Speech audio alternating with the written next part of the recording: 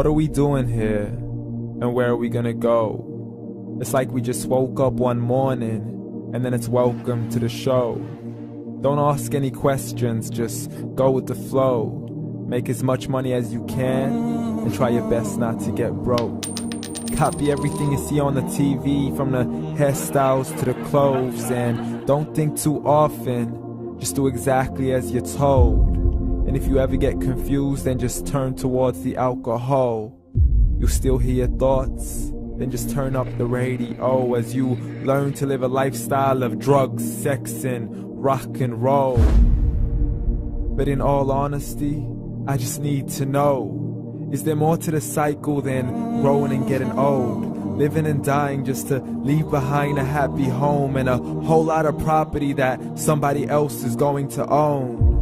I just really need to know before the casket's closed, 'cause I'm not willing to gamble with my soul, nor am I ready to take any chances. These are just simple life questions, and I'm just searching for some answers. Like, what are we doing here? And what is our purpose?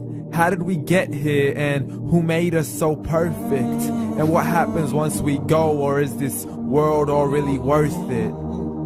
Questions we don't answer because apparently we don't really have to. There's no purpose to this life and our existence is merely natural. Then in that case, please let me ask you, did you create yourself, or was it somebody else who had fashioned you? 'Cause you're a being that's impeccable, faultless and unparalleled. You're a product of supreme intelligence, and I'm merely being rational. For there isn't a camera on this earth that can come close to the human eye, nor a computer that can compete alongside the human mind. And if the whole world was to come together, we wouldn't be able to create a single fly. So many signs, yet we still deny. As science tries to justify that all this could come from none, when it's a simple sum. 0 plus 0 plus 0 cannot possibly ever give you 1. So from where did all this order come? For everything has its origins, a maker, a creator of its own. I mean, the only reason you're watching this video is because somebody had to press upload. So we can believe in the Big Bang, but I'd rather believe in He who caused it to explode. Allah, the creator of everything along with every single soul. The ever-living, the master, the only one who is in control. Unlike his creation, beyond our imagination. And no, he's not a man, nor does he have any partners in association. He's on his own. And no, he did not ever leave us alone. Just like every manufacturer, he left us with an instruction manual. The Quran and Islam, and I'm sorry to jump to conclusions, but it's the only one possible. The only definition of God is the one and only supreme being. It's logical, a book with 0 contradictions, with miracles that are both scientific and historical, all revealed over 1400 years ago.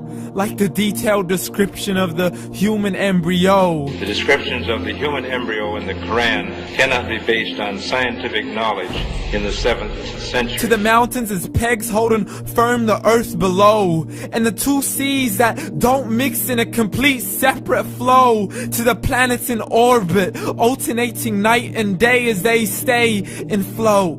The expansion of the universe and the creation of everything from H2O. To the stories of the past and the preservation of Pharaoh. To identifying the lowest point in the land where Persia defeated Rome. The gushing fluid that created man in the glands between the ribs and the backbone. And not a word has changed, it's still the same. So please explain how all this was known over 1400 years ago. To a man who couldn't read or write, as he would recite whatever the angels spoke. And if you still don't believe, please try to come up with something that's even close. But you can't, so we took God as a mockery and his messengers as a joke. Muhammad could not read or write. How's somebody who can't read or write gonna start a religion? Dismiss his scriptures as legends and tales of the ancient folk, as we live life according to our whims, desires, and hopes. saying this life is the only home we will ever know. We will live then die, then simply turn to bones. YOLO! Correction, after the grass dies, the rain arrives and it regrows, and Allah promises to do the same thing to your very soul and bring you back from your very fingertips to your toes, as the all-seeing supreme being watches us so close, and we are surely being tested in our wealth, our health, and our self, and everything that we've been blessed with. So believe, for we will surely be resurrected and be brought back to our Lord and account for every single deed, as He hands us our books and orders us to read. From the bad to the good and everything in between. You yourself are sufficient for your own accountability, so don't be mad at me. You are the one who thought He wouldn't come back to me. I gave you a whole life long to search after me, but you were busy in all that which was temporary. So read, and glad tidings to all those who believed. And if you disbelieve, read. And don't let that day be the first day you find out what your life really means. Read.